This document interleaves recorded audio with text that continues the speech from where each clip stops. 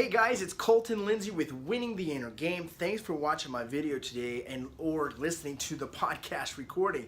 What I wanted to touch on today is the topic of 2 moneymaker words. What are moneymaker words? These are phrases that allow you to take a stalled moment in a conversation, either a prospecting call or a listing presentation, and propel it forward that last little step that gets the appointment set or gets the contract signed. And there's a lot of these little couple 2-word one-liners sort of things you can use.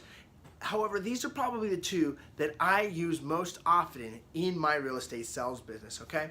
The number 1 is that a yes? Right? I learned this a long time ago from Floyd Wickman, and I don't even remember where I learned it from, but I loved this little line, is that a yes? And how do you use is that a yes? Right? How many times have you been on the prospecting call, we'll say with the for sale by owner, you ask the magic question, right? If you don't know the magic question, go to fearlessagent.com and learn it immediately. But you ask the magic question and they say, well, maybe we want to do that. Maybe we want to hear about that. So if you get a maybe, it's not quite a yes, right? It's like on the line, right? So you just want to follow up with, is that a yes?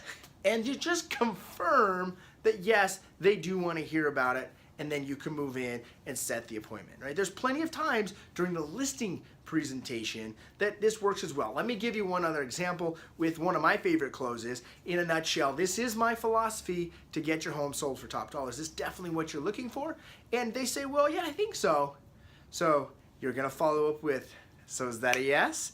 And when they do that, it's gonna cause them to either say yes, which it usually does, or you're gonna be able to draw out a little bit of what the hang up is with inside of that, okay? So this is a moneymaker word used behind the main phrases, the main closes, the little things that help you just when you're stuck, right? So number 1 is that a yes? The second thing is, let's pretend, right? And one of my favorite ways to do it is when I ask a question, and I use this all the time with my wife as well, I'll ask a question and they say, you know, I don't know, right? I don't know the answer. So I'll follow up with, well, let's pretend, okay? Let's pretend you did know. What would you say?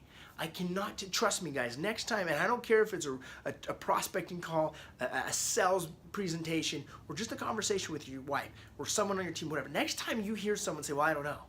Well, let's pretend you did know. What would you say, right?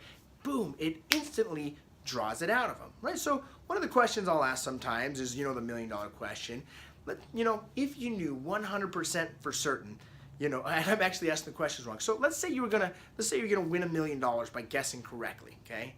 And let's say that what you're gonna do is, if you were to guess correctly what a buyer would pay for your house, how much would you say they would pay for it, right? This is when you're gonna hear the question most in pre-qualifying them, where you're gonna say, well, I don't know. Well, let's pretend you did know. What would you say? See what I'm saying? You hear Bob Leffler teach this all the time, but he doesn't get specific in saying this, but it's something that I picked up on. Let's pretend. Or you could even tie this into, let's play real estate, right? And let's say that I was bringing you a buyer. You're asking $250 and I offered you $220,000. What would you say? No, not only no, but hell no, right? So you can segue in any other way, and who cares what the back end on that is? Pay attention to the let's pretend or let's play real estate. Let's pretend that you did meet with me. What's the worst that would happen? Let's pretend that you did sell your house in the next 30 days. Would that cause a problem? Let's pretend that you got a full price cash offer tomorrow. Would you sell your house, and how soon would it take you to get out, right? So you can let's pretend any freaking scenario on the planet. Just make sure that you take that scenario to the positive that helps you out and creates an advantage for you. So to recap, the 2 moneymaker phrases today are super simple. Number 1 is that a yes? And number 2 is let's pretend. Take it, use it, build your business, like, comment, share below, and make sure to get this content in someone else's hands.